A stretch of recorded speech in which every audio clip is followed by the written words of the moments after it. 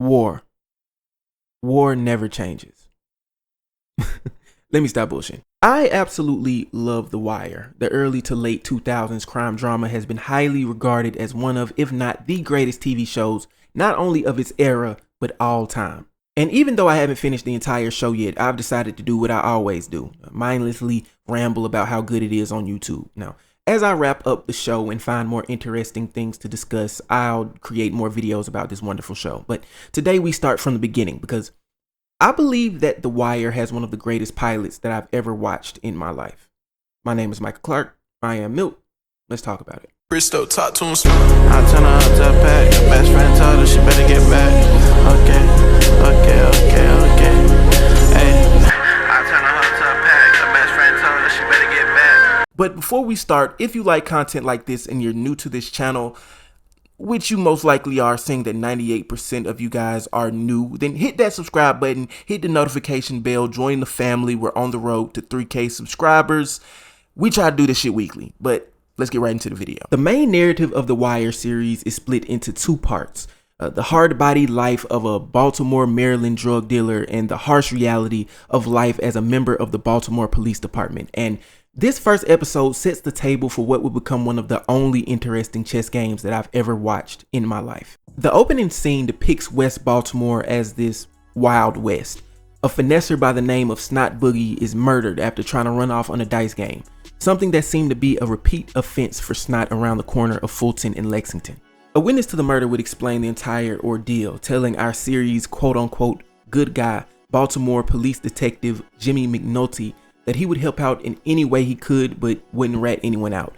When asked why the men would continue to let Snot play even though he would always run off with the winnings of dice games, the witness would give me one of my favorite lines of the first episode and probably of the entire series, with God, this America, man.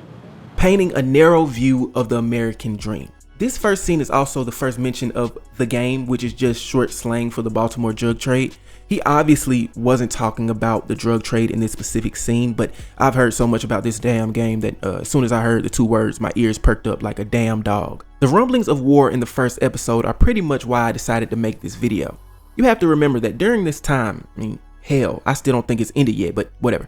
During this time, America wasn't only in preparation for a full-blown war on terrorism after 9/11, but the war on drugs was entering year, 30, 31? Something that has kind of been regarded as a huge policy failure. And the best way to explain it is that it's not a war. Because as Detective Gregor said, wars end. We are currently in year 54 on the war on drugs, and it doesn't seem like anyone is winning anytime soon. Trust me. And based on the next few episodes and seasons of The Wire, the war on drugs wouldn't be the only thing the Barksdale organization had to worry about. Another thing I want to mention is the tension between the members of the Baltimore Police Department.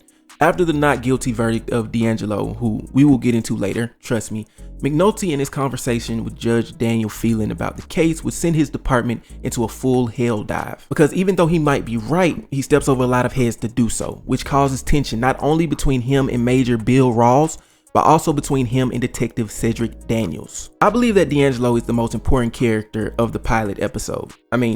It should kind of be obvious. His case was an important one in the BPD's attempted takedown of the Barksdale organization, and through the help of by his uncle, the leader of the organization, Avon Barksdale, and Avon's close friend and associate, Russell FKA Stringer Bell, DAngelo is let off scot-free, no punishment, which leads to McNulty overstepping his superiors. But the real reason I wanted to mention DAngelo is because you can kind of notice from the first episode, he's not really with the shits for real. Other than the hot-headed moment that led him to trial. Most of his plot of the first episode is his internal struggle with the violent side of the game.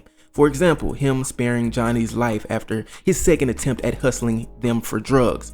There are a lot of ruthless motherfuckers on this show, and I don't know how many of them would have just let that slide. And all of this comes to a perfect conclusion at the end of the episode, as the man who testified against DAngelo is found murdered in broad daylight.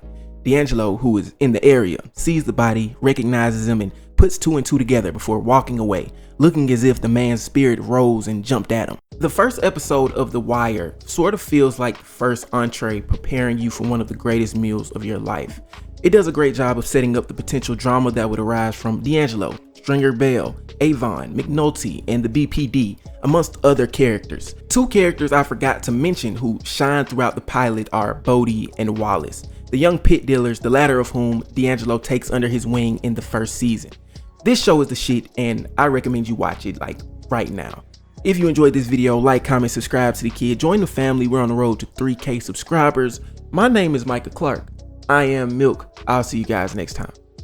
Peace.